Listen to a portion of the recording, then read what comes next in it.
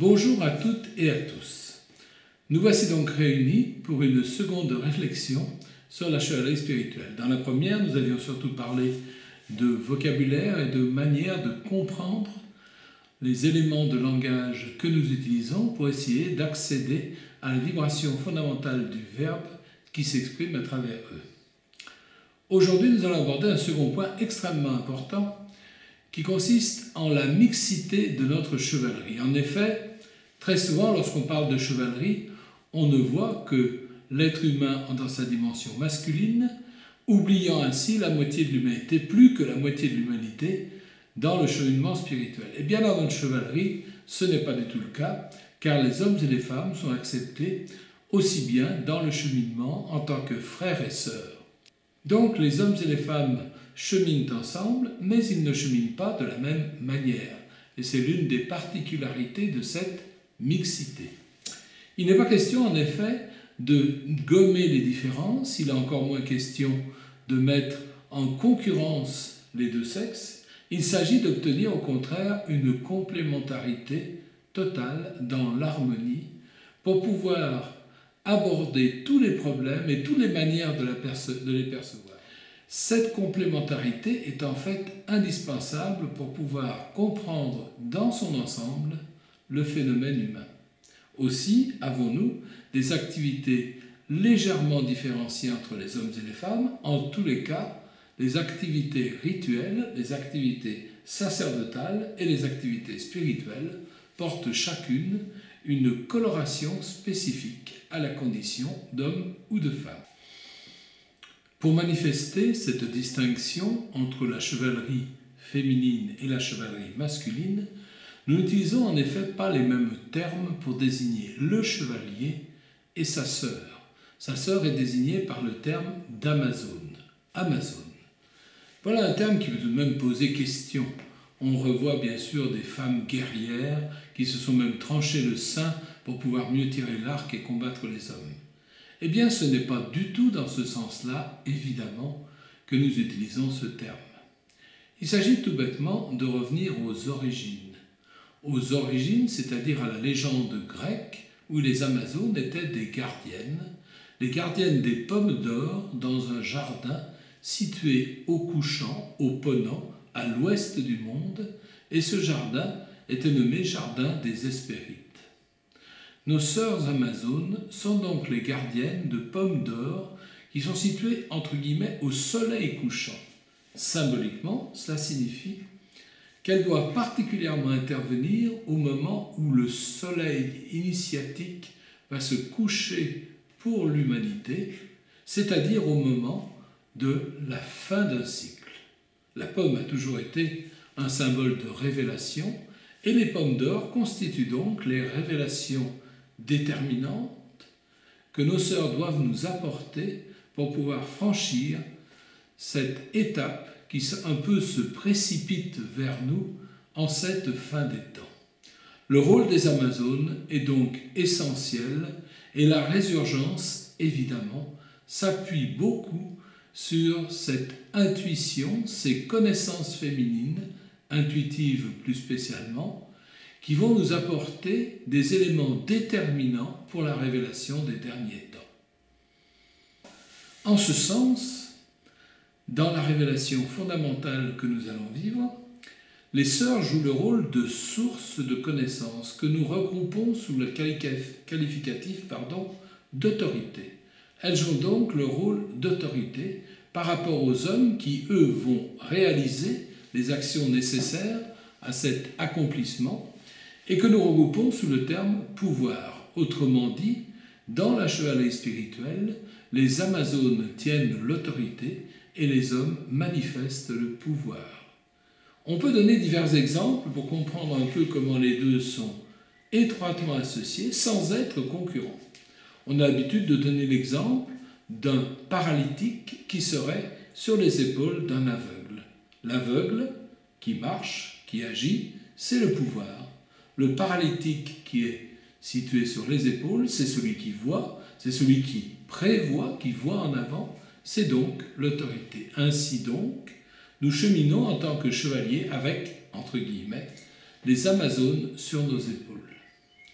On peut bien sûr être un peu surpris de cette image, mais si l'on y réfléchit bien, dans la vie quotidienne, dans la vie courante, quelque part, cette dualité aussi se manifeste de cette manière. Au niveau des archétypes humains, on peut se demander à quel personnage pourrait se référer une telle dualité. Nous nous plaçons, bien entendu, dans la tradition chrétienne, j'ai déjà eu l'occasion de le dire, et dans cette tradition, évidemment, deux personnages importants viennent tout de suite à notre esprit, Marie, mère de Jésus, et Jésus-Christ lui-même. Jésus-Christ est évidemment celui qui a manifesté la révélation, celui qui l'a porté à l'extérieur, celui qui a agi, et Marie, comme il est dit dans les évangiles, gardait toutes ces choses en son cœur. Donc Marie était évidemment l'autorité de ce couple et Jésus-Christ en était le pouvoir. Donc les Amazones sont toutes placées dans une aura mariale et les hommes sont placés bien sûr dans une lumière christique. Marie de Nazareth, Jésus-Christ, voici donc les deux pôles qui ont manifesté le mieux, le plus profondément, la tradition de cette autorité et de ce pouvoir qui se conjuguent pour arriver à l'action providentielle en accord avec le plan divin et le plan providentiel. Qu'est-ce donc que ce plan providentiel pour l'humanité? Eh bien, quelquefois, les gens qui doutent, les gens qui n'ont pas de foi, les gens qui, quelque part, ont quelque chose à reprocher à Dieu, n'arrêtent pas de répéter « Si j'étais le bon Dieu, je n'aurais pas fait le monde de cette manière, je n'aurais pas toléré que les méchants puissent ainsi tuer des gentils. » Eh bien, c'est vrai, Dieu n'a pas fait le monde de cette manière.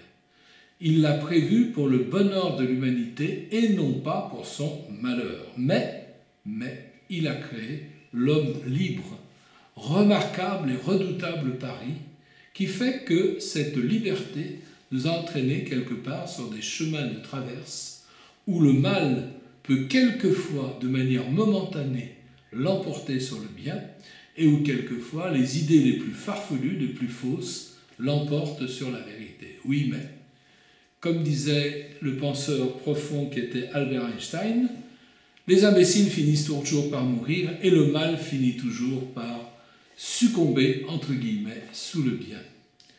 Beaucoup de penseurs chrétiens l'ont dit, sous des formes différentes.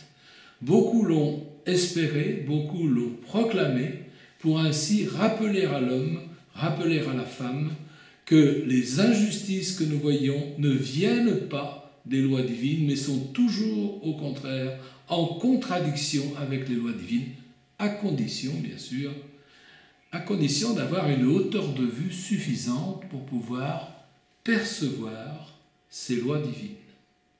Et cette hauteur de vue, quelque part, notre enseignement, notre formation, eh bien cette hauteur de vue, nous n'y accédons pas grâce à elle.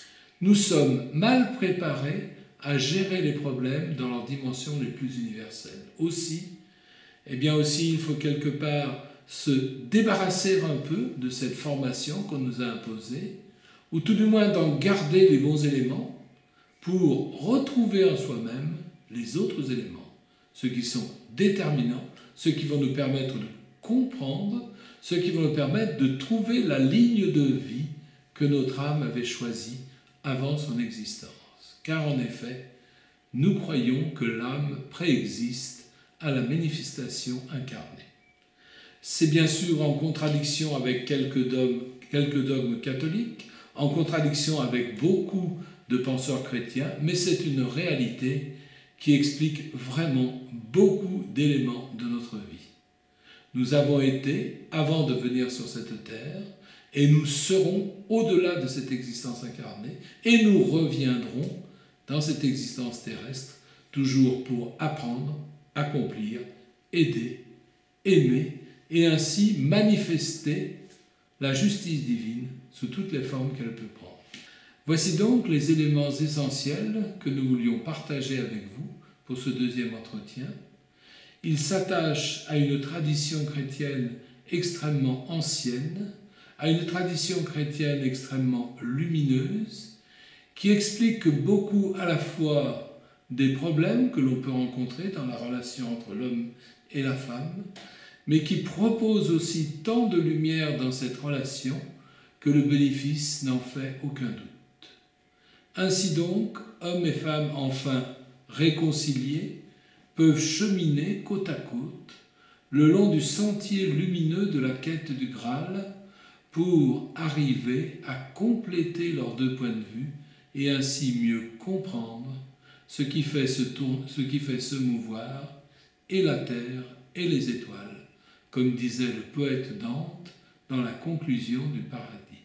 Je vous remercie de votre attention et nous ne tardons pas à publier un troisième élément de réflexion sur la chevalerie.